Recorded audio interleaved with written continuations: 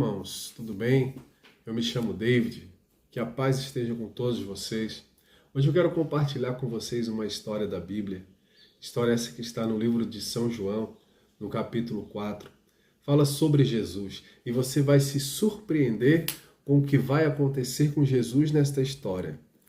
Talvez você já ouviu, mas eu trago aqui detalhes que você talvez passou despercebido e você vai se surpreender. Acompanhe comigo essa história. A história conta que Jesus estava em Jerusalém, na região da Judéia, e ele estava ouvindo um bafafá lá entre o povo, e mais especificamente entre os fariseus, dizendo que Jesus estava batizando mais pessoas do que João, sendo que não era necessariamente Jesus que batizava, mas sim os seus discípulos. Então Jesus não queria problemas e resolveu sair da Judéia e ir novamente para a Galiléia. Se você quiser saber quando Jesus veio da Galiléia para a Judéia, para Jerusalém, está em João, no capítulo 2, a partir do verso 13, e também em Mateus, no verso 21. No capítulo 1, você pode também acompanhar quando Jesus desce para Jerusalém. Só que agora nessa história, Jesus está voltando para a Judéia. Mas para ir para a Judéia novamente, ele precisa passar por Samaria. E ele estava indo aproximadamente à hora de meio-dia, quando eles chegaram numa cidade chamada Sicar e resolveram parar ali num poço, chamado Poço de Jacó. Jesus fica ali, naquele poço, e chega uma mulher, que a Bíblia não fala o nome dela, trata ela como mulher samaritana. Nisso, os discípulos de Jesus já tinham ido à cidade para comprar alimentos, porque ali era próximo à cidade de Sicar. Então Jesus fica ali, aquela mulher chega e Jesus fala para ela: mulher, dar-me de beber, porque Jesus estava cansado da caminhada, estava com sede. E a mulher reconheceu que ele era um judeu e disse: como podes tu, sendo um judeu, pedir a mim, que sou mulher samaritana?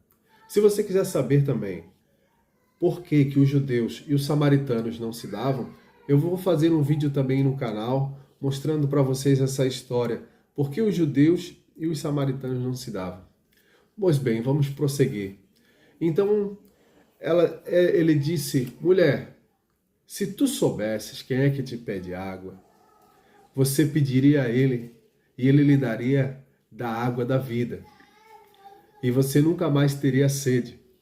A mulher fica espantada e diz: como? Como que você vai me dar de beber se o poço é fundo e você não tem um balde?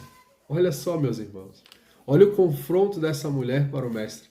O senhor não tem um balde, o poço é fundo. E Jesus fala para ela: mas se eu te der da água que eu tenho, ela se tornará, quem bebe da minha água, se torna nela um rio de vida. Responda aí, irmãos, se você já viu alguém beber da água de Cristo e se tornar um rio de vida dentro de si. Pessoas que estavam à mercê da sociedade, pessoas que estavam na sarjeta, pessoas que estavam no mundo dos crimes também. Se você conhece alguém, deixa aí nos comentários. Mas aquela mulher, ela continua confrontando Jesus. Ela diz que Jesus não tem o balde. E Jesus fala para ela: quem beber nunca mais terá sede de novo. E ela disse: por favor, me dê dessa água. E Jesus disse a ela: vai chamar o teu marido. Ela disse: eu não tenho marido.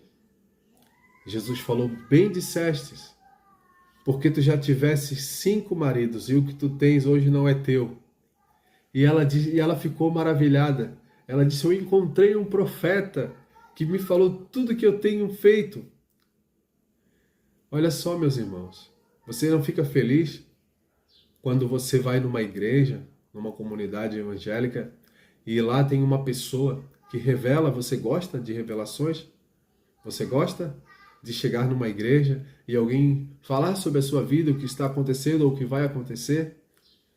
É maravilhoso, né, meus irmãos? E essa mulher fica maravilhada quando ela vê que Jesus revela. E ela disse para Jesus: Eu sei que o Messias vem, eu sei que ele há de vir. E Jesus faz uma revelação maravilhosa, a qual ele não tinha feito a ninguém. Jesus revela a ela que ele é o Messias. Jesus diz: mulher, eu sou o Messias que falam contigo. E essa mulher fica extasiada.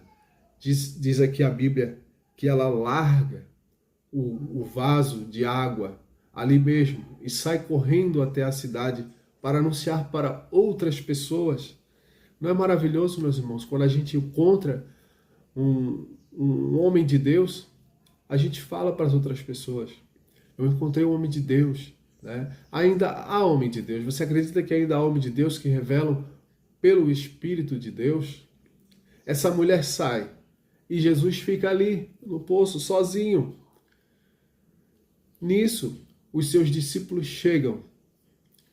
Eu acredito que eles chegaram com alimentos, colocaram ali um lençol no chão, prepararam o alimento e eles falaram para Jesus: mestre, vem comer.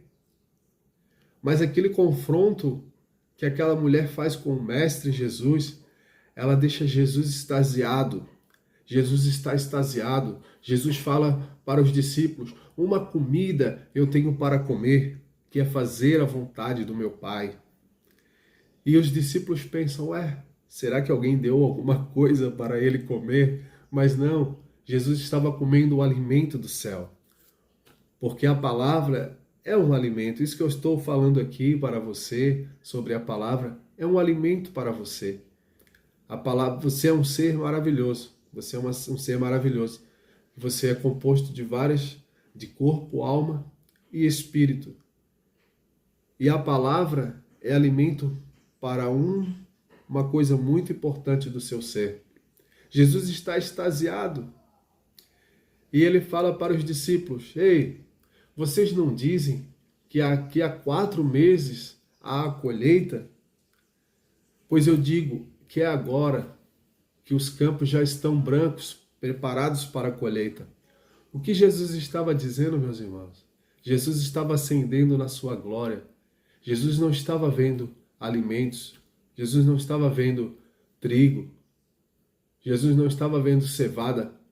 Jesus estava vendo almas. Jesus estava vendo eu. Jesus estava vendo você. Diga aí se você acredita que Jesus já estava te vendo lá do poço de Jacó. A palavra de Deus, meus irmãos, no Salmo 139, no verso 16, vai nos dizer assim: os teus olhos me viram a minha substância ainda informe, e no teu livro foram escritos todos os meus dias. No Salmo 139, no verso 16. Olha que coisa maravilhosa. Você acredita que Jesus já te viu? Antes mesmo de você nascer? Que ele tem um propósito na sua vida? Muito antes de você nascer, você é um escolhido, uma escolhida de Deus? Também em Jeremias, no capítulo 1, no verso 5, ele diz assim: antes de eu formá-lo no ventre, eu o escolhi. Escolhi você e separei e designei profeta para as nações. Olha como Jesus ascende na sua glória, porque no livro de João, no capítulo 1, vai dizer que no princípio era o Verbo, e o Verbo estava com Deus, e o Verbo era Deus. Ele estava no princípio com Deus. Todas as coisas foram feitas por ele, e sem ele nada do que foi feito se fez. Jesus estava lá no princípio com Deus. Agora, na história que eu trouxe a você aqui, a vocês, Jesus ele estava no poço de Jacó, com a mulher samaritana e logo com os seus discípulos. Mas ele ascende na sua divindade e ele vê, porque ele fala para a mulher samaritana, quando ela diz: eu sei que os nossos pais adoraram nesse monte, que era lá na cidade de Sicar, onde ele estava. E os judeus dizem que é em Jerusalém que se deve adorar. E Jesus disse: mulher, chegará um dia que nem em Jerusalém, nem aqui nesse monte se adorarão ao Pai.